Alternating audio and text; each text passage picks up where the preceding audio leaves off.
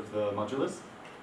And you want to show that the Jacobi symbol of x times y is equal to the Jacobi symbol of x times the Jacobi symbol of y. And if we can prove it, then we'll have some very useful pieces of information that we can use later on. So let's give it a shot.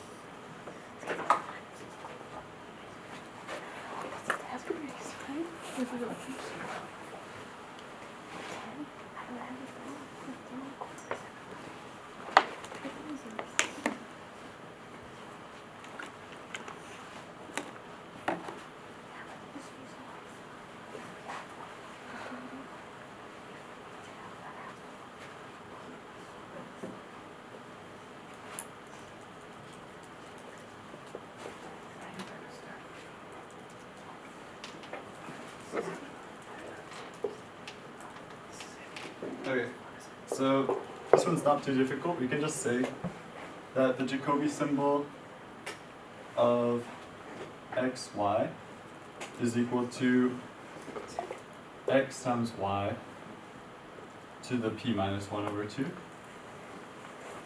which is equal to x to the p minus 1 over 2 times y to the p minus 1 over 2, which is equal to the Jacobi symbol of x times the Jacobi symbol of y. So there we go. And then, yeah, do you guys see why these things are true? So basically, if you have two quadratic residues and you multiply them together, the answer is also going to be a quadratic residue. Because you multiply 1 times 1, you still get 1. Nothing changed.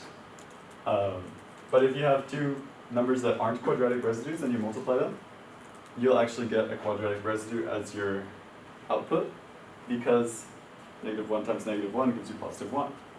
And then if you multiply one number that's a quadratic residue and one number that's not, you're going to get a number that's not a quadratic residue. So that's how you can use this Jacobi symbol thing to show some pretty cool facts about quadratic residues. Wait, but like if we multiply two things that are not quadratic residues by each other, does it really give a quadratic residue? Yes. Why? Because the Jacobi symbol is equal to whether or not because it's a an quadratic equivalent residue. relation. It's not only if it's equivalent. Right. Oh, I didn't know that. That's cool. Okay. Yeah. Because it works both ways. Okay.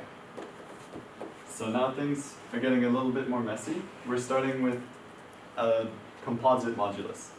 So you've got two primes this time, and you multiply them together to create your z mod n star.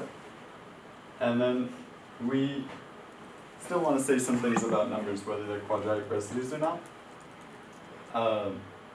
So basically the idea is that if you have a number that's a quadratic residue modulo p, and also a quadratic residue modulo q, then that number is going to be a quadratic residue modulo n.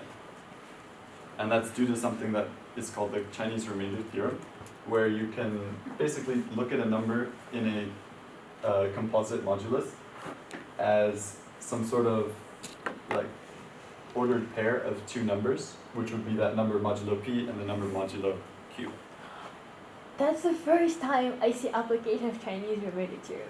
There is a legend. A legend tells you every mathematician knows this theorem and no mathematician ever uses it. Today we're using lots of things. It's pretty cool. So yeah, basically this represents there is an isomorphism between the two.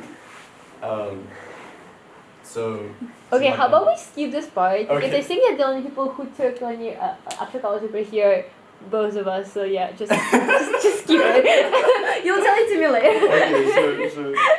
Yeah, so that's not the important part. What is important is that if it's a quadratic residue in both of the prime moduli, whatever you call it, then it's also a quadratic residue in the composite moduli.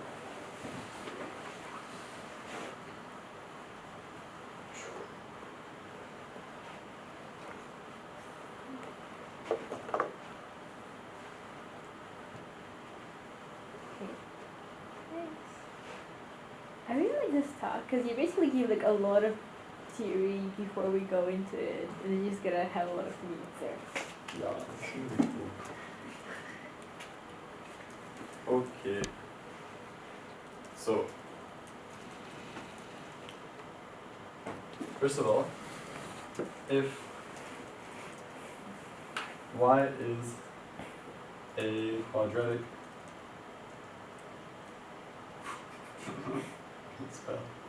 quadratic residue modulo n, where n is equal to p times q, then there exists